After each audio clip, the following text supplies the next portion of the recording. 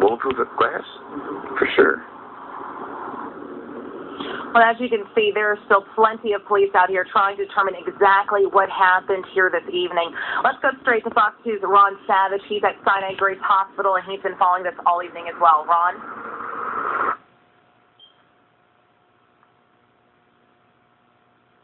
Ron, we can't hear you. Loud warning thrown into a fierce firefight for their lives.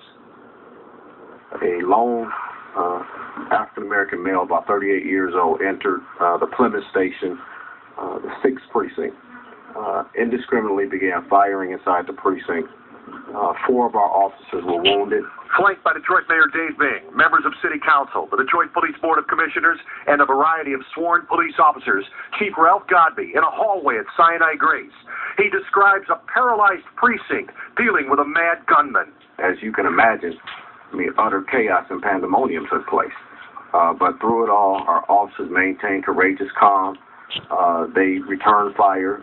They took cover.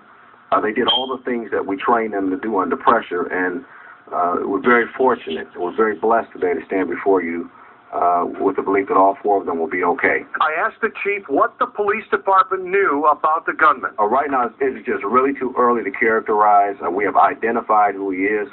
We're going through our due diligence, criminal history, everything that goes with an investigation relative to an incident of this magnitude. But right now we have very little to offer about the perpetrator. Chief Godby said while offering quality public service, he must also continue to maintain police officer safety. Obviously, we want to still maintain a community policing format.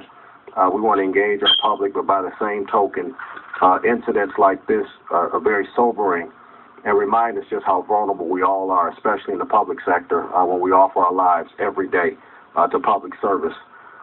So we have to be extra vigilant. I owe it to my officers. We owe it to our officers to take a look at security procedures at all of our facilities. Thank goodness it sounds like they're all going to be okay, all these officers. The suspect dead. I've personally been inside the 6th precinct many times over the years doing our Michigan's Most Wanted and police cases we've been working on Fox 2. I want to show you a quick diagram, some of the things happening today. I've been in the unsecured area in the lobby. I've been in the secured areas. Here's the door where the gunman walks in. Anybody can walk in that door. This is the lobby area. He sees the desk here. These are the work pods where the police officers sit with their computers and their phones. I can tell you that this desk is high. It comes up to about my rib cage. I'm 6'5". A shorter police officer would have to partially stand or perhaps completely stand up to be able to see somebody coming in the door. Taller police officer might be able to see and can see over the desk. Then you have the secure locations.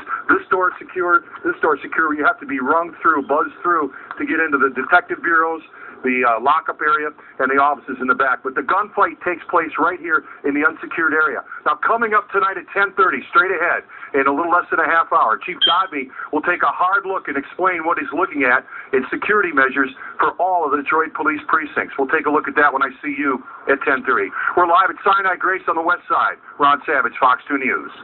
All right, thank you, Ron. And Alexis will check back with both of you later in this newscast. A lot of people are wondering what would possess someone to do something like this. Did the shooter have a death wish? A retired officer who once worked at the 6th precinct says he thinks it was something else. If he wanted the police to shoot him, if he wanted death by cop, he would have announced himself.